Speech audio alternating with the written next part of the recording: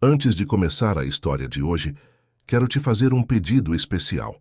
Se inscreve aqui no canal Belas Histórias e deixa o seu like. Isso me ajuda a continuar realizando o meu sonho de escrever e contar histórias lindas e emocionantes para vocês. Cada inscrição e cada curtida faz toda a diferença. Marcos Silva acordou às 5 da manhã, como fazia há mais de 30 anos. Aos 58 anos, o bilionário havia construído um império de investimentos que movia bilhões de reais anualmente. Sua firma, Silva Capital, era conhecida por transformar empresas falidas em gigantes do mercado. Mas hoje seria diferente. Hoje Marcos não vestiria seu terno italiano de R$3.000. Hoje ele vestiria um uniforme azul desbotado de faxineiro. A Tech Vision Corporation havia solicitado um investimento de R$50 milhões. No papel, tudo parecia perfeito. Números impressionantes, crescimento exponencial, uma equipe de gestão com currículos impecáveis. Mas Marcos não havia chegado onde estava confiando apenas em números. Ele confiava em pessoas. E a única maneira de conhecer verdadeiramente uma empresa era vê-la de dentro, sem filtros, sem máscaras. Ele olhou-se no espelho do pequeno apartamento que havia alugado para essa operação. A barba por fazer de 3 dias, as roupas simples compradas em um brechó, o boné surrado. Perfeito. Ninguém reconheceria Marcos Silva, o magnata dos investimentos, naquele homem comum que segurava uma mochila velha com marmita dentro. A Tech Vision ocupava um prédio inteiro no centro financeiro da cidade. Marcos chegou pelos fundos às 6:30 da manhã, onde os funcionários da limpeza entravam. A supervisora, uma mulher de meia idade chamada Dona Célia, o recebeu com um sorriso cansado. "Você deve ser o novo! O Sr. Rodrigues me ligou ontem, dizendo que mandaria alguém para cobrir a vaga do seu José. Bem-vindo, querido. Aqui está seu uniforme e seus equipamentos. Você vai ficar responsável pelos andares executivos, do 15º ao 20º, explicou ela, entregando-lhe um carrinho de limpeza. Marcos agradeceu e seguiu para o vestiário. Outros funcionários da limpeza chegavam, conversando baixinho, compartilhando café de garrafas térmicas. Ele observou como se cumprimentavam com familiaridade, como se apoiavam. Era um mundo completamente diferente daquele que ele conhecia das salas de reunião. Começou pelo 15º andar, às 7 da manhã. Os primeiros executivos começavam a chegar apressados, com seus cafés caros nas mãos e telefones colados nas orelhas. Marcos passou com seu carrinho de limpeza, esvaziando lixeiras, e ninguém sequer olhou para ele. Era como se fosse invisível. Um executivo de terno cinza até esbarrou nele sem pedir desculpas, continuando sua conversa ao celular sobre um contrato importante. No 16º andar, Marcos começou a limpar os corredores, quando ouviu vozes alteradas vindas de uma sala de reunião. A porta estava entreaberta. Ele diminuiu o ritmo, fingindo arrumar seu carrinho enquanto escutava. "Não me importa se os números não batem, Fernanda. Você vai ajustar esse relatório. O investidor não pode ver essa queda de 20% nas vendas reais. Maque os dados. Distribua a diferença em outras categorias", disse uma voz autoritária. Marcos reconheceu a voz. Era Roberto Mendes, o CEO da Tech Vision. O mesmo homem que havia lhe apresentado aqueles números impressionantes 3 semanas atrás. Seu sangue gelou, mas ele manteve a expressão neutra, continuando seu trabalho como se nada tivesse ouvido.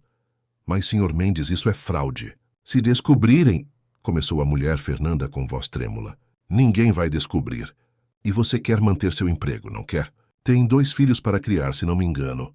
A ameaça velada era clara na voz de Roberto. Marcos escutou passos se aproximando e rapidamente se afastou, empurrando seu carrinho pelo corredor. Durante toda a manhã, Marcos observou. Observou como os executivos tratavam uns aos outros com sorrisos falsos e facadas pelas costas. Observou como tratavam os funcionários mais humildes, como se fossem mobília. No 17º andar, presenciou uma gerente chamada Paula repreendendo duramente uma recepcionista por ter esquecido de transferir uma ligação, fazendo a moça chorar na frente de todos. Na hora do almoço, Marcos desceu para o refeitório dos funcionários no subsolo. Era um espaço apertado, com mesas de plástico e cadeiras desconfortáveis, completamente diferente do restaurante executivo que ele havia visto no 18º andar, com vista panorâmica da cidade. Sentou-se com Dona Célia e outros membros da equipe de limpeza. E aí, como foi a primeira manhã? Perguntou Dona Célia, abrindo sua marmita. Diferente, respondeu Marcos, escolhendo as palavras com cuidado. Pessoal dos andares de cima nem olha pra gente. Um homem mais velho, que se apresentou como seu Antônio, riu sem humor. Olhar, meu filho, para eles a gente não existe. Trabalho aqui há 12 anos e nunca um daqueles executivos me disse bom dia. A gente é invisível para eles. Uma mulher jovem chamada Jéssica complementou. Tem uns que são piores. Aquela gerente Paula do 17º andar? Uma vez deixei o banheiro feminino 2 minutos depois do horário, porque minha filha ligou passando mal da escola. Ela me denunciou para o RH e quase fui demitida. Disse que eu era preguiçosa e incompetente. As lágrimas brilhavam em seus olhos ao relembrar. Marcos escutava tudo em silêncio, sua raiva crescendo a cada relato. Mas era seu Antônio quem guardava a história mais impactante. O pior mesmo foi com o seu José, o homem que você está substituindo. Ele estava há 15 anos aqui. Homem trabalhador, honesto, nunca faltou um dia. Há 2 meses, ele teve um infarto enquanto limpava o 18º andar. Sabe o que fizeram? Nada. Absolutamente nada. Ele caiu no chão pedindo ajuda e os executivos simplesmente desviaram dele e continuaram andando com nojo, como se fosse um mendigo.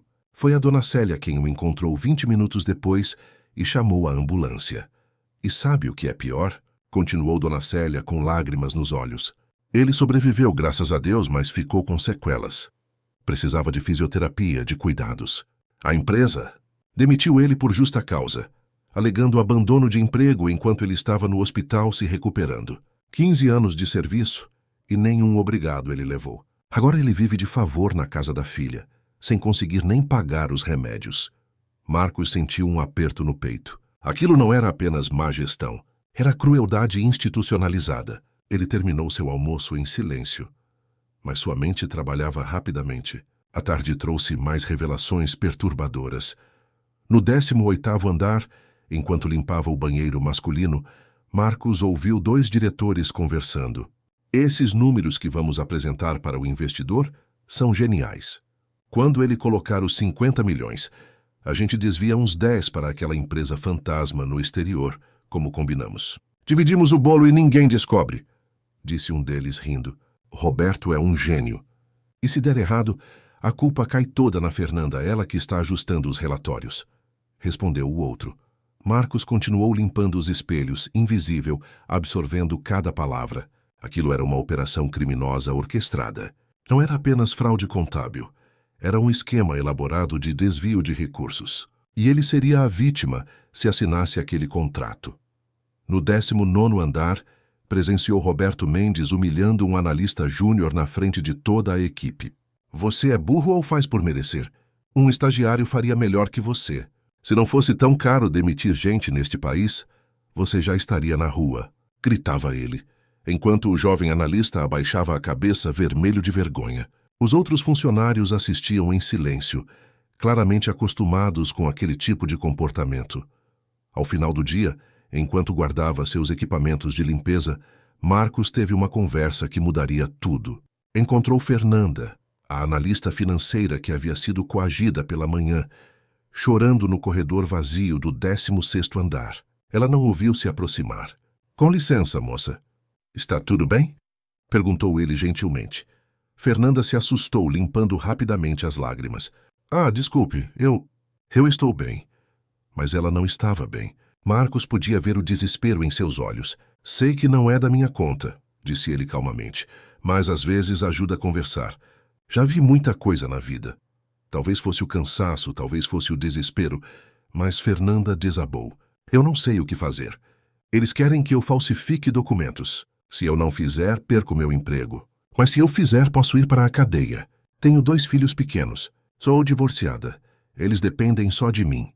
Marcos sentou-se no chão do corredor ao lado dela, um gesto simples que a surpreendeu. Minha filha, disse ele, já vi muitas situações difíceis na vida. E posso te dizer uma coisa.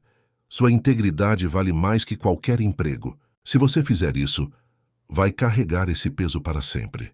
E quando a casa cair, e ela sempre cai, você vai pagar sozinha enquanto eles fogem com o dinheiro. Mas o que eu faço? Preciso trabalhar. Ela soluçou. Você documenta tudo.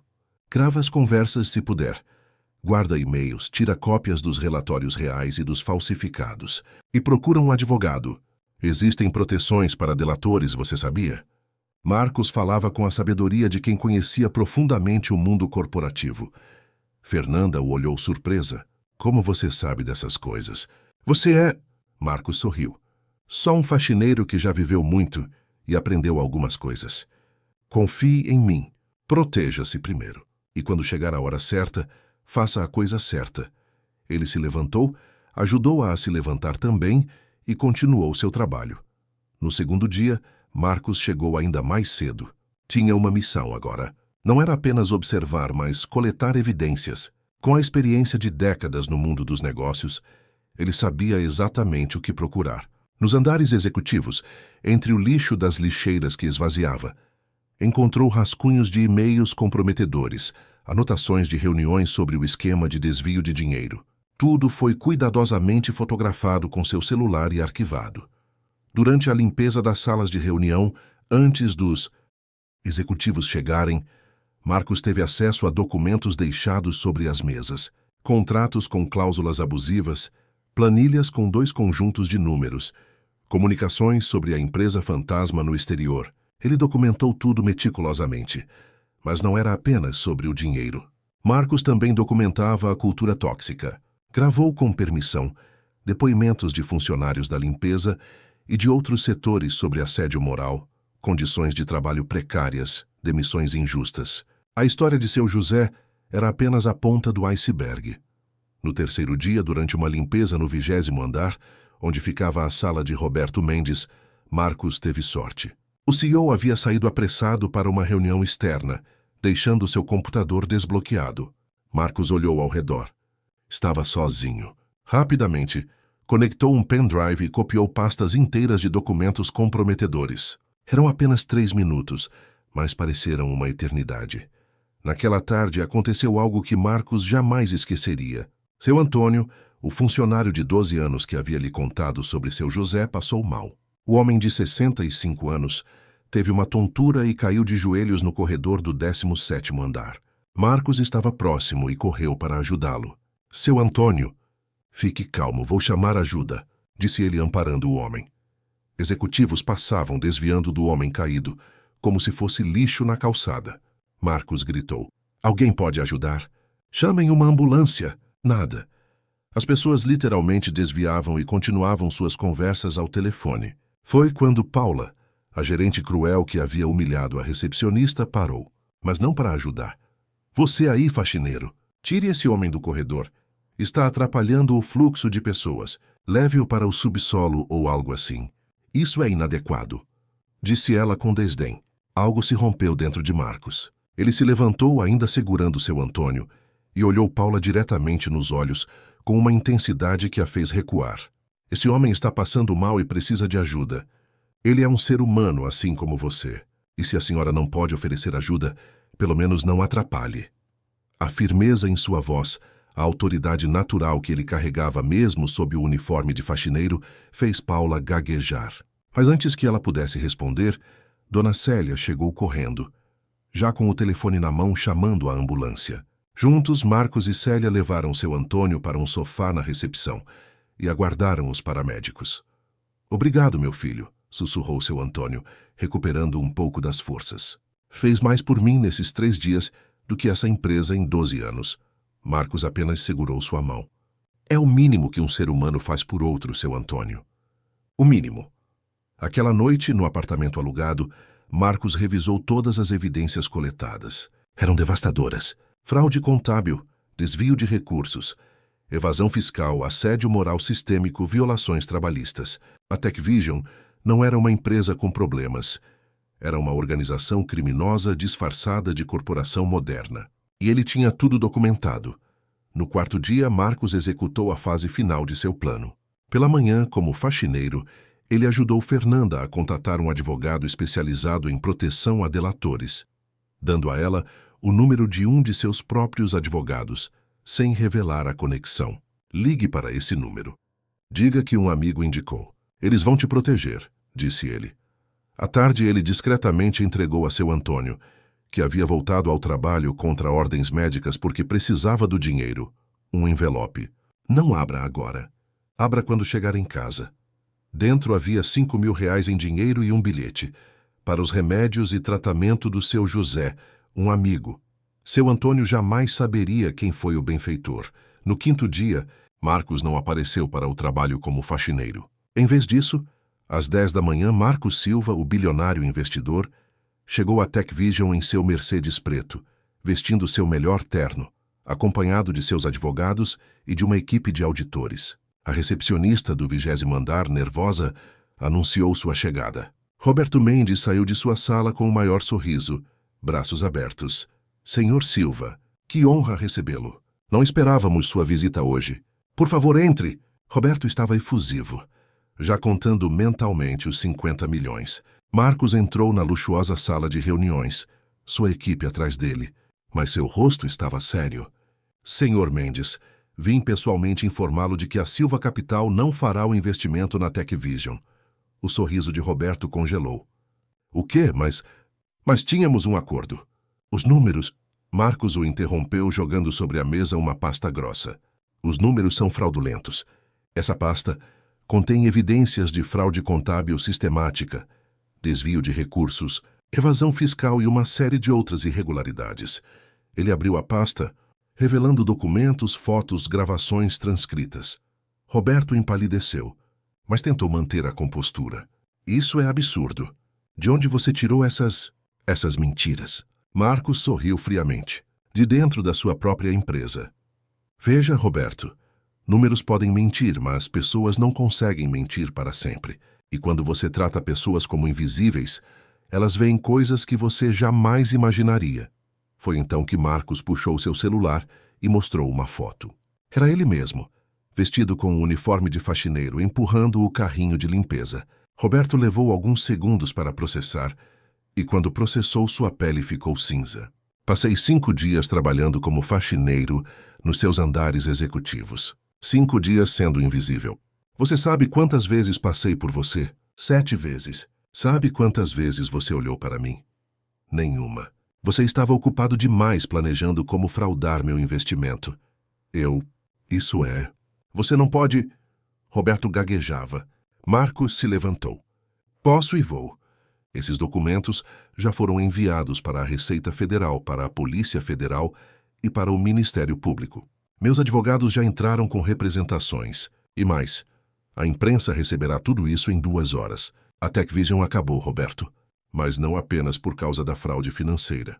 Marcos caminhou até a janela, olhando a cidade lá embaixo. Sabe o que mais me chocou nesses 5 dias? Não foi a fraude.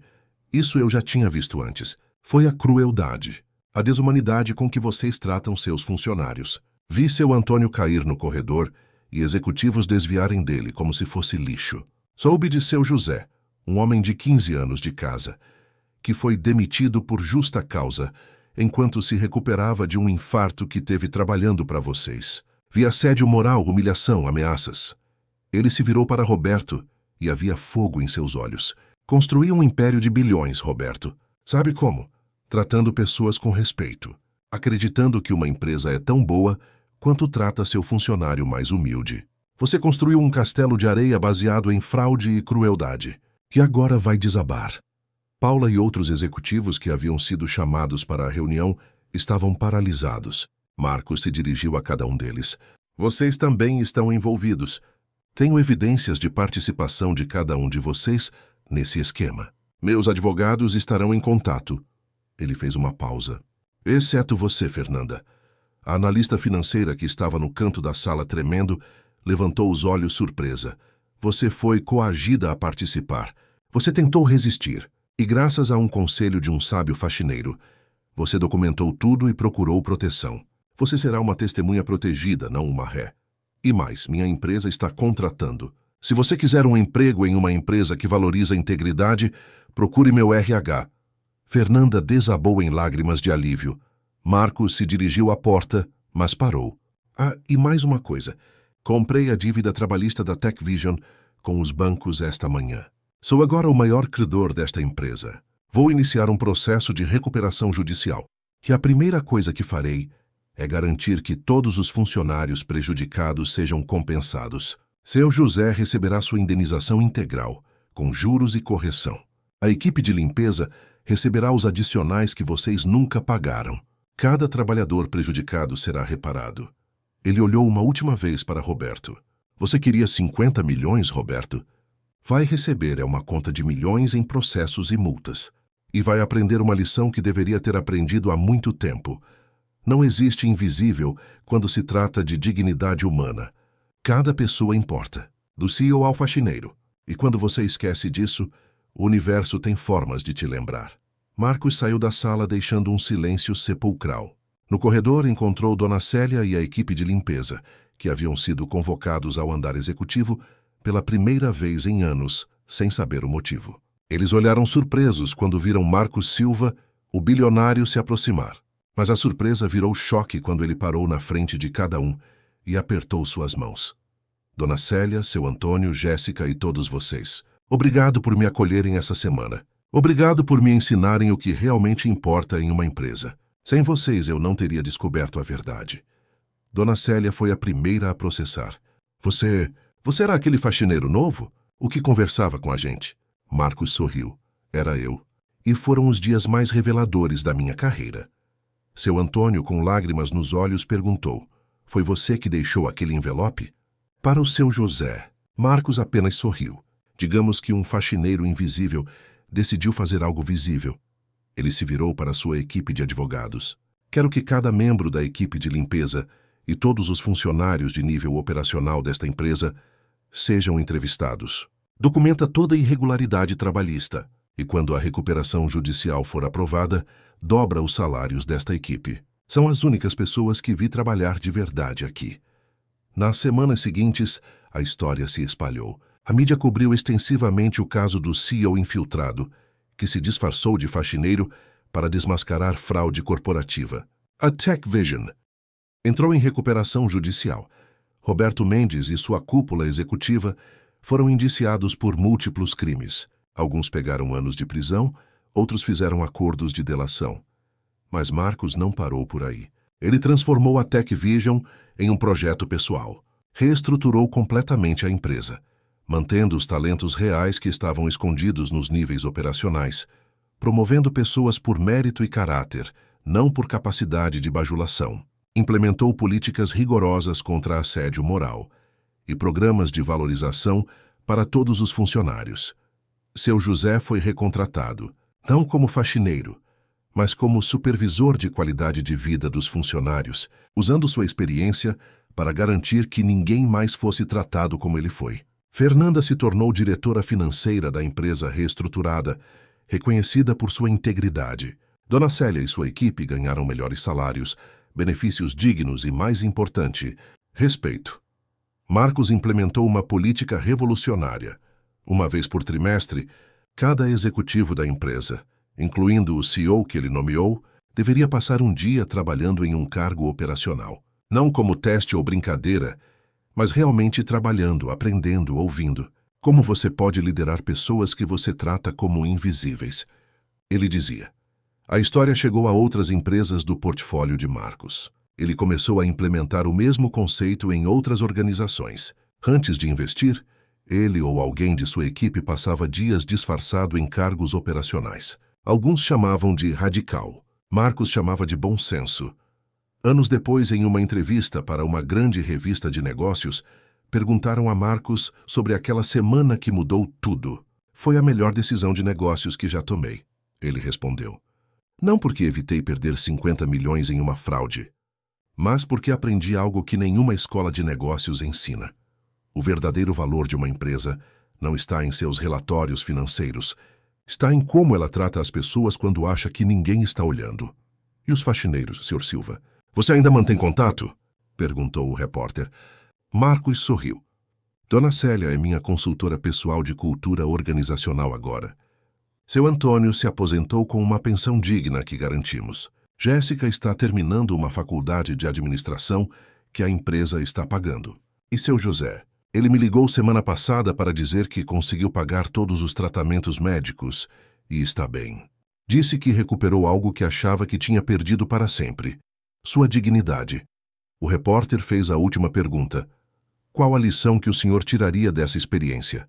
Marcos ficou em silêncio por um momento, pensativo. Que não existem pessoas invisíveis. Existem apenas pessoas que escolhem não ver. E quando você realmente enxerga, quando você realmente escuta, você descobre que as pessoas mais comuns têm as lições mais extraordinárias para ensinar. Aquela semana como faxineiro me ensinou mais sobre liderança do que 30 anos como CEO. Ele se levantou, olhando pela janela de seu escritório. E sabe o que é engraçado? Durante aquela semana, eu passei por Roberto Mendes 7 vezes. Ele nunca me viu, mas eu vi tudo o que precisava ver. Porque quando você é tratado como invisível, você vê a verdade que as pessoas escondem. E essa verdade sempre vem à tona, mais cedo ou mais tarde. A história do faxineiro invisível se tornou lendária no mundo corporativo. Virou caso de estudo em escolas de negócios, exemplo em palestras de liderança, inspiração para mudanças em políticas empresariais. Mas para Marcos, nunca foi sobre fama ou reconhecimento. Era sobre aquele momento no corredor quando seu Antônio caiu e ninguém parou. Era sobre as lágrimas de Jéssica, ao contar como foi humilhada. Era sobre a história de seu José, um homem que deu 15 anos de sua vida para uma empresa que o descartou como lixo. Era sobre Fernanda, pressionada a comprometer sua integridade para manter um emprego. Era sobre Dona Célia, trabalhando há décadas em condições precárias, mas sempre com um sorriso gentil. Marcos aprendeu naquela semana que o verdadeiro caráter de uma organização, de uma sociedade, de uma pessoa, se revela em como trata aqueles que não podem oferecer nada em troca, em como trata aqueles que a sociedade considera invisíveis. E ele decidiu que todas as suas empresas, todos os seus investimentos, refletiriam essa filosofia. A Tech Vision, sob nova gestão e filosofia, se tornou uma das empresas mais admiradas do país, não pelos lucros, embora eles tenham crescido exponencialmente quando a cultura mudou, mas por ser um lugar onde cada pessoa, do CEO ao faxineiro, era tratada com dignidade e respeito, onde ninguém era invisível. E sempre que Marcos passava pelos corredores de suas empresas, ele fazia questão de cumprimentar cada pessoa que encontrava. Executivos, analistas, recepcionistas, seguranças, equipe de limpeza. Todos, porque ele havia aprendido da forma mais profunda possível que cada pessoa importa, que cada história importa, e que às vezes as maiores lições vêm daqueles que a sociedade ensinou você a não ver. E assim termina mais uma das nossas belas histórias. Se essa história tocou o seu coração, não esquece de deixar o seu like e se inscrever no canal. Aqui, cada semana é uma nova viagem por emoções, mistérios e sonhos. Até a próxima história.